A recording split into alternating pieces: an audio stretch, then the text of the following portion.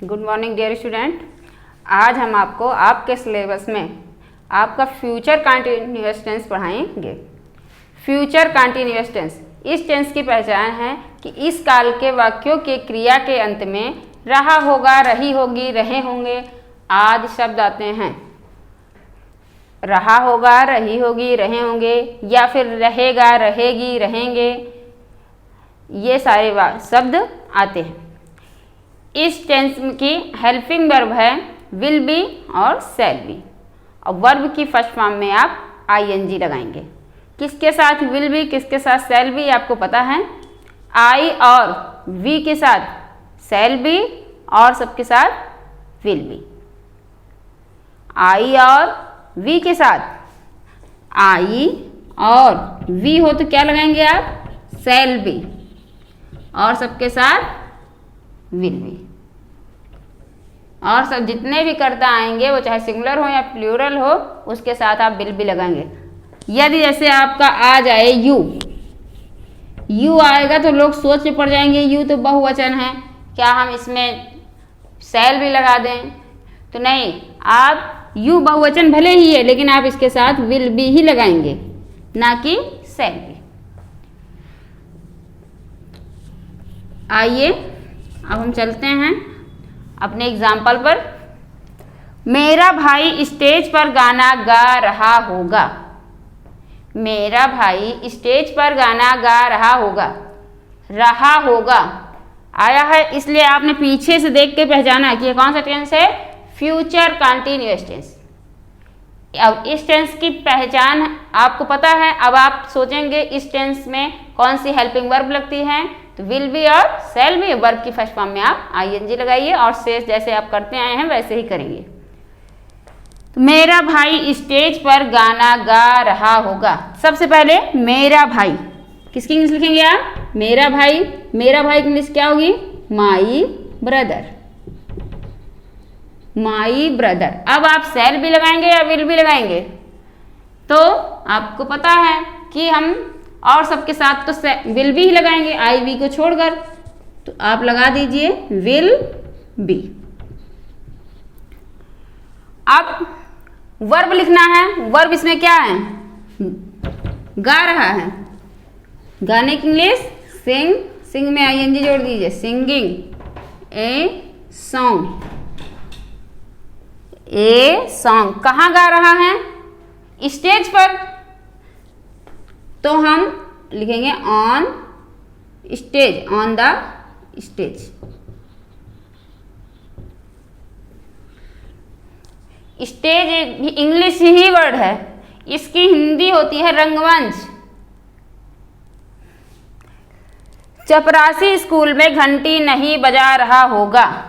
चपरासी स्कूल में घंटी नहीं, तो नहीं आया है इसलिए ये कौन सा है, निगेटिव है। किस टेंस का है, फ्यूचर कंटिन्यूअस टेंस का है। कैसे आपने पहचाना कि अंत में रहा है, रहे होगा, रहा होगा आया है, इसलिए यह फ्यूचर कंटिन्यूअस टेंस का निगेटिव सेंटेंस है। तो आपको कुछ नहीं करना है, सिर्फ बीच में विल और बी के बीच में, विल बी हो या शैल बी हो, दोनों के बीच में आप नॉट का प्रयोग करना है आपको। चपरासी स्कूल में घंटी नहीं बजा रहा होगा, तो क्या हो जाएगा, प्यून। चपरासी की इंग्लिश क्या होती है, प्यून। बिल, अब हमने बताया ना, देखिए स्ट्रक्चर में हमने बताया भी है, विल और शैल जो भी लगना होगा आप लगाइएगा, उसके बाद में आप नॉट लगा दीजिएगा और उसी के बाद आप बी लगाइएगा। Peon will not be. और बजाना, कहाँ में बजाना, रिंग, रिंग में आइए, रिंगिंग द बेल। कहाँ, इन द स्कूल। नेक्स्ट, क्या वह उसे गाली दे रहा होगा। क्या वह उसे गाली दे रहा होगा, तो रहा होगा आया है तो आपने पहचान लिया कि यह फ्यूचर कंटिन्यूअस टेंस है। फ्यूचर कंटिन्यूअस टेंस का कौन सा सेंटेंस है, तो क्या शब्द पहले आया है, इसलिए आपने जाना कि फ्यूचर कंटिन्यूअस टेंस का इंट्रोगेटिव सेंटेंस है। इंट्रोगेटिव सेंटेंस में कौन सा टाइप है, तो यह इंट्रोगेटिव सेंटेंस का फर्स्ट टाइप है। या आप कह सकते हैं यस या नो टाइप। क्या वह उसे गाली दे रहा होगा? क्या वह, तो क्या शब्द पहले आया, इसलिए हेल्पिंग वर्ब को ही कर्ता के अनुसार हम पहले लिखते आए हैं, तो इसमें भी हम वही करेंगे। वह है, वह यहाँ पे क्या है, वह आपका यहाँ पर सब्जेक्ट है, और सब्जेक्ट के साथ वह की इंग्लिश होती है ही के साथ आप क्या लगाएंगे, विल भी। तो विल को ही आप क्या करेंगे, सबसे पहले लिख दीजिए विल, फिर आप सब्जेक्ट लिखिए ही, फिर आप लिखेंगे B, will he B.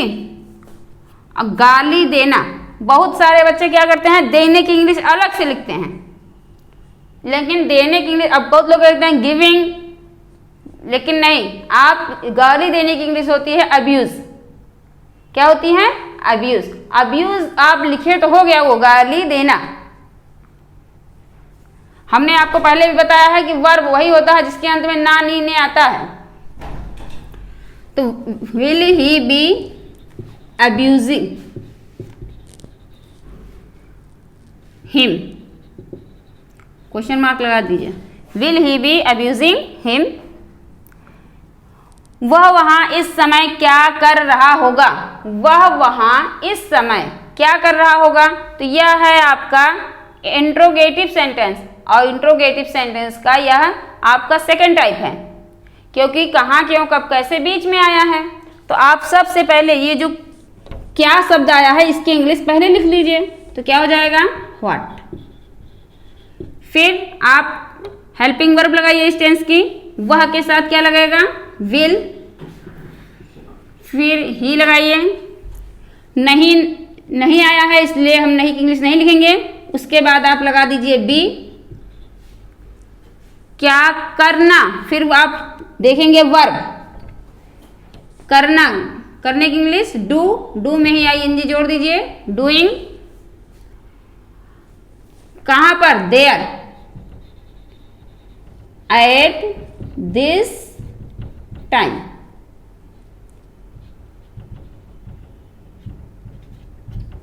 Eight this time, question mark लगा दीजिए। वह वहां इस समय क्या कर रहा होगा, what will he be doing there at this time. Next, क्या किसान खेत नहीं जोत रहा होगा? क्या किसान खेत नहीं जोत रहा होगा? तो यह आपका निगेटिव प्लस इंट्रोगेटिव है। तो सबसे पहले आप क्या शब्द आया है और वो भी शुरुआत में आ गया है, तो आप इसी टेंस की हेल्पिंग वर्ब को पहले लिख दीजिए। तो किसान है, किसान के साथ आप क्या लगाएंगे, विल, विल लगाइए, विल। फार्मर,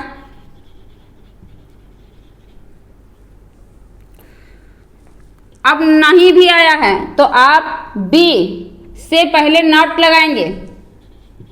हमने स्ट्रक्चर में बताया है WH वर्ड आया हो तो WH वर्ड, फिर विल या शैल, फिर सब्जेक्ट, अगर नॉट आया, नहीं आया है तो नॉट, फिर बी। तो आप विल, फार्मर, नॉट, बी। अब लिखेंगे आप वर्ब, वर्ब क्या है आपका, जोतना, प्लॉइंग। खेत की इंग्लिश आप लिखेंगे field. Will farmer not be ploughing the field. Last में आप क्वेश्चन मार्क लगा दीजिए। यह था आपका फ्यूचर कंटीन्यूअस टेंस, यह आपका फ्यूचर कंटीन्यूअस टेंस था। आप कल के वीडियो में पढ़ेंगे फ्यूचर परफेक्ट टेंस।